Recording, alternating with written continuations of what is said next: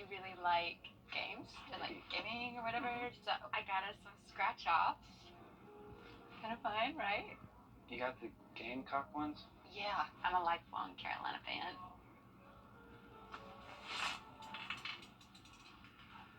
Well, Yep. Check, please. Yeah, it matters that much. Innovation, the process of creating new value. Because standing still means being left behind. At News 12, our innovation is unmatched technology, investing in a team that works for you, advocating for our community, working hard 24/7 to earn your trust every day. And now, recognized nationally for excellence in innovation, and honored to be on your side. NFL, you can't handle the roof. From the station that's on your side, this is News 12, NBC 26 at 11. Good evening, and thank you for staying up for us. Coming up, a morning full of swimming, biking, and running. Coming up, we'll hear from participants in this year's Ironman. But first, giving you a live look over Walton Way as we check in with First Alert meteorologist Emily Acton. And Emily, what can we expect as we start off the work week? Well, we can expect cool temperatures. I think it's safe to say cool. Overnight tonight, we're still in those lower 60s, but we'll drop off into those upper 50s to start off our Monday morning. So I feel pretty confident saying a cool morning in store for us. But again, conditions are going to be calm overnight tonight. Not expecting any rainfall, throughout the day tomorrow. So that's some more good news. But here, let's check out the low temperatures. Right around 57 here in Augusta, 59 in other places. But we'll warm up quickly tomorrow afternoon. Plenty of sunshine throughout the day. A little bit of a mix of some clouds for the later PM hours, but our temperatures will reach those upper 80s, which is a few degrees above average after we've seen almost a week of below average high temperatures. So tomorrow it's definitely going to be a hot one, but we reached those upper 80s today. So if you enjoyed your Sunday, should enjoy your Monday, Craig. We do have some rain, though, in the forecast, and I'll let you know when, coming up soon. Alrighty, thanks for the heads up, Emily. Well, the largest half Ironman event in the country took place this morning in Augusta. Over 1,000 athletes from all over competing for the grand prize, and our Taylor Martin was at today's event. Taylor, what was the overall energy of this big event? Well, energy was high at today's race as professional and amateur athletes took to the Savannah River and the streets of Augusta to test their endurance and strength. From Germany to Canada and right here in Augusta, today Ironman welcomed athletes from all over the world. I'm from Outer Banks, North Carolina, but I live in Lynchburg, Virginia right now.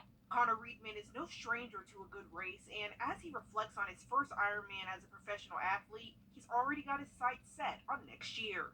Streets lined up with people cheering you on. That was my favorite part of the whole race. Just helped me push to the very end. If they have another professional race next year, I'd love to be back. See if I can do better. Starting out bright and early this morning, athletes swam on both sides of the Savannah River, starting in North Augusta and rounding it out in the Garden City with a 56-mile bike ride and a 13.1-mile run. Yeah, the crowds were amazing. The downriver swim's really unique and still separated the packs, but it was definitely a fast one. North Augusta neighbor Gregory Harrell loves it so much he's even thinking about doing it himself. Not very good at swimming. If I did, I would be in this race. It's on my bucket list to learn how to swim and maybe compete if I'm not too old. Keeping up with the athletes who train so hard for that winning moment.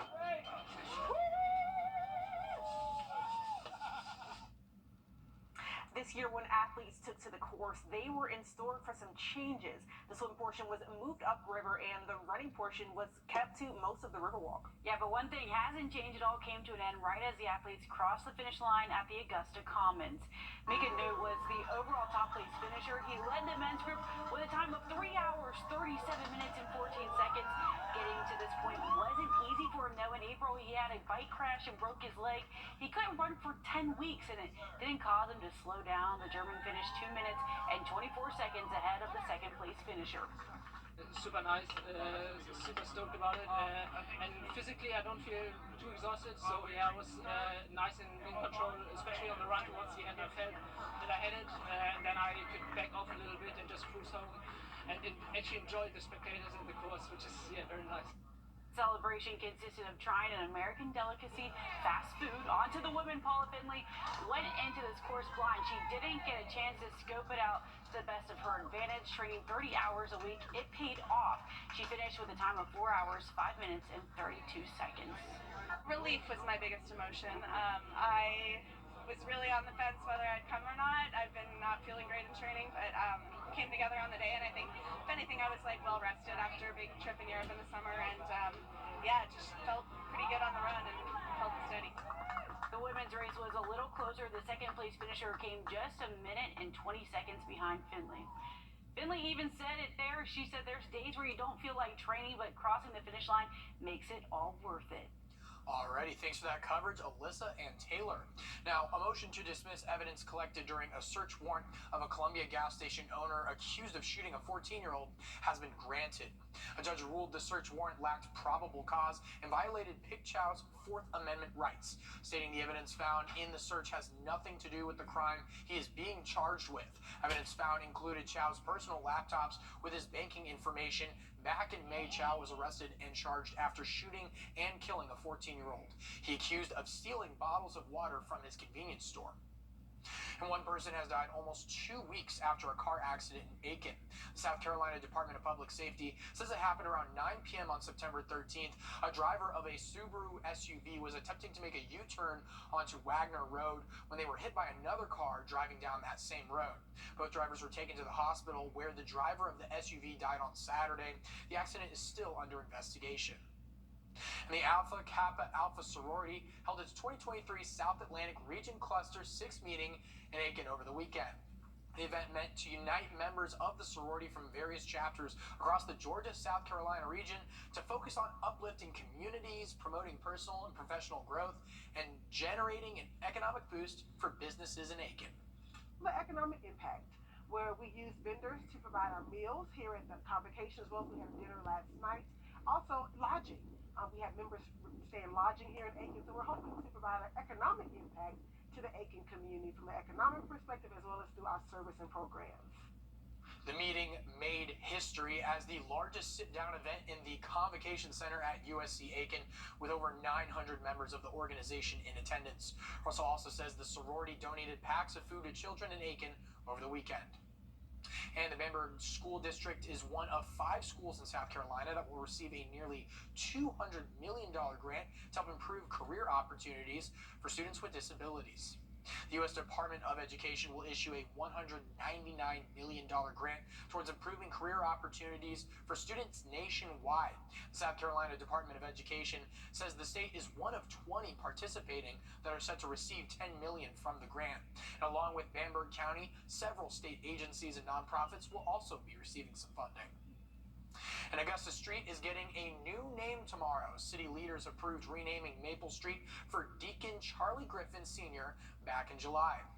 In 1963, Griffin was ordained as a deacon of Good Samaritan Baptist Church. He served there until his death in 2005, and he counseled kids and young adults. The renaming ceremony will be tomorrow at 11 a.m. on the corner of Sherman and Maple Streets. And on Saturday, cancer fighters and supporters came out to participate in the Step Up Against Cancer walk at Kristen Berry Fieldhouse. The goal of the walk is a celebration of hope and courage while standing up against the disease for anyone fighting any kind of cancer. We spoke with the chief of surgical oncology at Georgia's Cancer Center on why events like these are so important. The setup that we see patients at is usually in a clinic. But to come and see the families and see how they support their loved ones and how they support the mission of such a group or groups and raise awareness of the need for cancer support is very important to be part of those activities. In partnership with the Georgia Cancer Center, the walk provides a supportive event with cancer support services volunteers and supporters for cancer fighters, caregivers, and families. For the first time in more than 3 years, student loan payments are due next month. But for the next 12 months, you will be able to skip payments without facing the harsh financial consequences of defaulting on loans. The Biden administration is providing what's called an on-ramp period until September 30th of 2024. But interest will still accumulate. And if you are looking to plan that next next summer vacation, specifically to Europe, well, you should listen up to this. More flights from the world's busiest airport could soon be coming as Delta Airline announces its largest ever transatlantic schedule. The Atlanta-based airline announced even more flights to Europe beginning next summer. This includes flights to Dublin, Paris, Venice, all from Atlanta. And another route Delta is adding next summer is Atlanta to Switzerland, and a route that's returning for the first time since before the pandemic. Coming up, caught in the act. An Arizona woman is being charged with domestic violence after pouring something in her husband's coffee. We'll explain more next. And we'll warm up into those upper 80s tomorrow afternoon. Plenty of sunshine, but rain is in the forecast, and I'll let you know when after the break. We all know our communities aren't perfect, but reporting on problems is just half the story. It takes commitment and compassion for all of us to come together and work towards finding a solution. That's the part of my job at News 12 I love the most, when we can identify a problem, but then work together to find out how to fix it. We all want our kids to have a good education, access to healthcare, safe neighborhoods, so we can all grow together. Our communities are so diverse, but we all have that one thing in common. This is where we call home. It's Hamrick's gigantic fall truckload sale. This newly released video shows a woman in Arizona pouring something into her husband's coffee. She's accused of attempting to kill him by poisoning him. The video shows her pouring liquid from a bleach container into a cup, then walking the cup from the laundry room to the kitchen, and then pouring the contents of the cup into the coffee maker. She now faces several charges, including domestic violence and attempted first-degree homicide. And after a 7-year journey, a capsule carrying NASA's first asteroid samples landed in Utah desert earlier this morning. Spacecraft Wrdw, seen here, brought back soil from the near-Earth asteroid Bennu. Skylar Henry tells us scientists hope it will contain clues to the origins of life. PDL milestone, we have confirmed parachute deployment. In a flyby of Earth, the OSIRIS-REx spacecraft released the capsule containing asteroid fragments from 63,000 miles out. FRC has touched down. The saucer-shaped capsule, holding possible clues about the birth of the solar system, slammed into Earth's atmosphere and touched down in the Utah desert. Sunday's landing wraps up a 7-year, 4 billion-mile voyage to transport the sample from an asteroid called Bennu here to planet Earth. NASA officials spoke about the successful mission. It was pulse pounding, I'm sure, for you watching it, even more for those of us in the helicopters. We were, with bated breath, making sure that we came down for a nice soft landing in the Utah desert, and it worked spectacularly well. The capsule holding the precious cargo was moved to a temporary clean room at the Defense Department's Utah Test and Training Range. We're hoping that we'll see organics, we'll see amino acids, the building blocks of life, as well as evidence for past water on Bennu, because all of these things are the sorts of material that asteroids and comets delivered to the Earth when it was forming and helped life to be able to flourish. Meanwhile, the mothership, OSIRIS-REx, set off after another asteroid. Because they are pristine examples of planetary building blocks, we want to study them because they're going to tell us a lot about how the Earth and all the planets in our solar system were formed. Since the capsule was intact, it's likely the 4.5 billion-year-old asteroid pieces were free of contamination, making them perfect specimens to study. Skylar Henry, CBS News, Washington. And scientists estimate the capsule holds at least a cup of rubble from the carbon-rich asteroid, but they won't know for certain until the container is opened in a day or two. New at 11, after being on strike for nearly 5 months, United leaders and Hollywood studios have reached a tentative agreement to end a historic strike for writers, but no deal is in the work yet for striking actors. The Writers Guild of America announced the deal with the Alliance of Motion Picture and Television Producers, the group that represents studios and streaming services. The 3-year contract agreement, settled on after 5 marathon days of renewed talks, must be approved by the Guild's board and members before the strike officially ends. And speaking of film, Barbie continues to hold on to 5th place at the box office as a new film tries to scare off The Nun 2. We'll have your top 5 films at the box office this weekend when News 12 at 11 continues. Well, calm conditions expected overnight tonight and for our Monday. Now, midweek, though, we could see some rainfall, and I'll have that mapped out for you coming up after the break.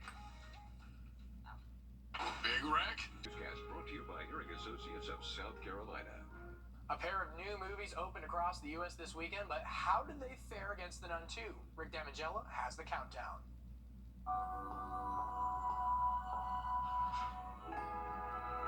Barbie held on to 5th place this weekend, adding $3.2 million to her domestic box office haul, which now stands at $630.5 million.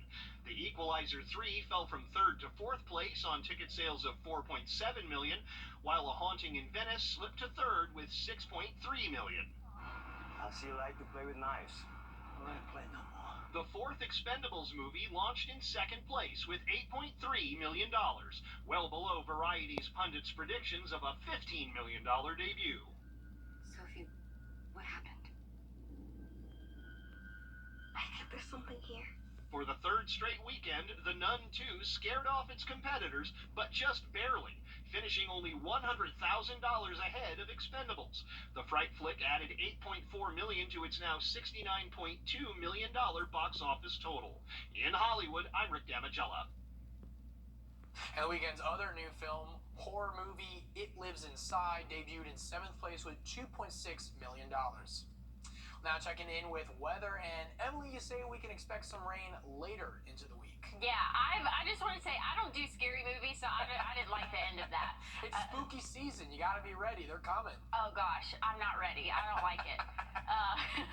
Anyway, that's why my face was looking like that. I was like, don't show me too much, because, yeah, I'm not here for it. But you know what I'm here for? The weather, Craig. It's there fall, we go. y'all. Yep, it's fall, y'all. I like it. You see, it caught on. Anyways, we're looking at warmer temperatures, but like we saw this afternoon, really going to be a copy and paste for our day tomorrow. Then we could see some rain return, and that's going to be something I'm going to have to break down for us. And then the overnights going to be in those 50s for the next couple of nights. Then we'll be in the 60s, but that's not too bad. I mean, right now we're sitting in those lower and middle 60s in some spots, but it feels great out there. Those dew points relatively low, especially for the overnight hours. Things are looking pretty calm. Not seeing any rainfall for us. We're going to be dry overnight and throughout the day tomorrow. Now, rain is in the forecast, though, but let's go ahead and do an hour by hour.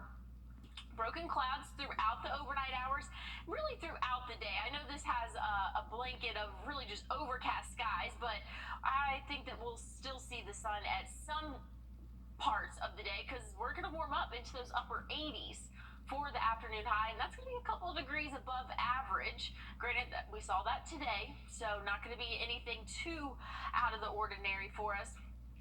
Broken clouds overnight Monday and into the morning Tuesday, but here's where things get tricky. This is one model. I'm going to show you two different models. This is model number 1. We're seeing some rain already Tuesday morning for just north of Augusta, so maybe our most extreme northern counties.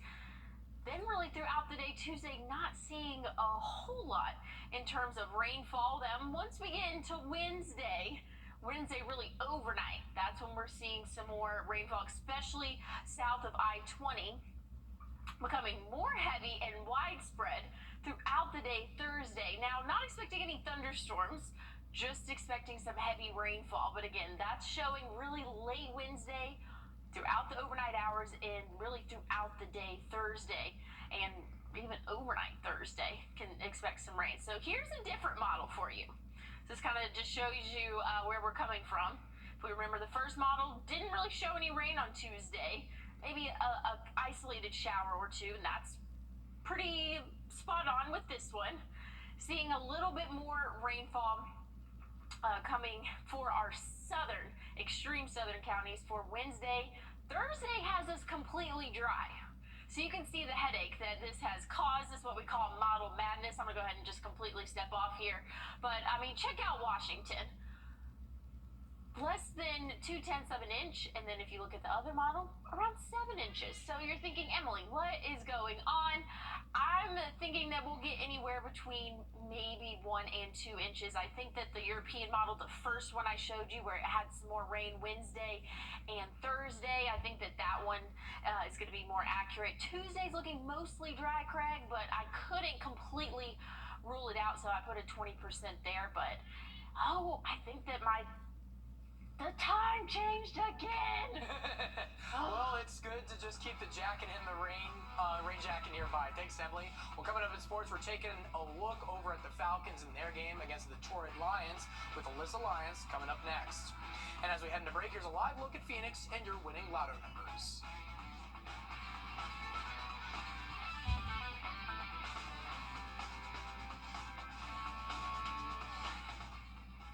Got a good feeling about this, yeah. Sometimes it takes more than a day to get to the truth. The I-Team spent weeks combing through the case. The News 12 I-Team, making a difference. It actually took a news reporter to get them here. Thank you for trusting us with your stories. News 12, on your side. Whether by land, on your sideline. Sports brought to you by the Hawk Law Group. All right, stay with me here. We're going to rewind the clock just a little bit. 2017, what a time. We saw the Falcons blow their lead against the Patriots in the Super Bowl. Meghan Markle left Suits to join the royal family. The solar eclipse happened, and then we saw the Falcons make what would be their last postseason appearance. Today, we saw them take on the team who's been stuck in a drought for almost as long. Things did not go well for the Falcons, but they went great for my fantasy league. Probably going to get an angry text from our photog. Here's reason number one. Jared Goff makes it a 10-3 game with his 45-yard pass downfield. Youngway? No way. He misses it. They stay 13-3. Just like UC had a really bad Big 12 introduction, this weekend Desmond Ritter's outing wasn't much better. In their 20-6 loss in Detroit, he was sacked 7 times and threw 21 for 38. I wouldn't say it's a rude awakening, more so just a test. And obviously, we went out there and failed that test. So, we were prepared. We just came out and, we didn't get anything going. So, it wasn't like, we went out there and, we're just shocked by what happened. We obviously didn't go out there, wasn't executing well enough, and that's where the end result comes to. It seemed like the only Bearcat winning was Travis Kelce this weekend. Anyways, Falcons take on the Jags next Sunday in London. Flipping it cross country, Andy Dalton stepped in for number 1 Bryce Young.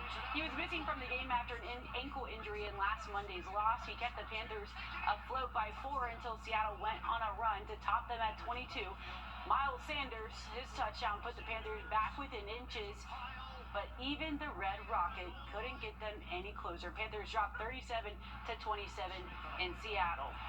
Win number 100 has now come and gone. The Braves have now won 100 games in back-to-back seasons. For the first time since 02 and 03, Spencer Strider got it done in the second game against the Nationals, earning his Major League leading 19th win. And well, looking at rainfall totals today, we came up empty, and that's going to be true tomorrow. Now, if we go throughout the middle of the week, things are going to change. I'll have another look at your forecast after the break.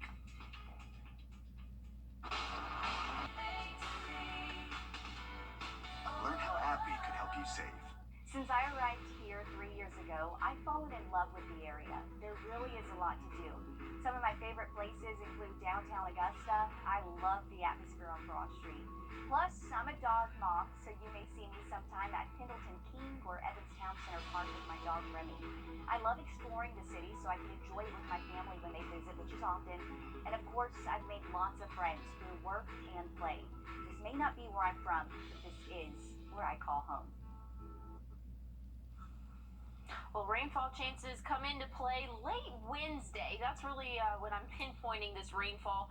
Really going to be overnight and then throughout the day Thursday. We can expect some heavy rainfall. No thunderstorms expected, though, so that's some good news there. And, Craig, we still have Monday and throughout most of the day Tuesday to enjoy the outdoors. Alrighty, thanks for the heads up, and thank you all for staying up late with us. That's all here for us at News 12 at 11. I'm Craig Allison, but if you're waking up early, you can join Zaina, Mikkel, and have a good night.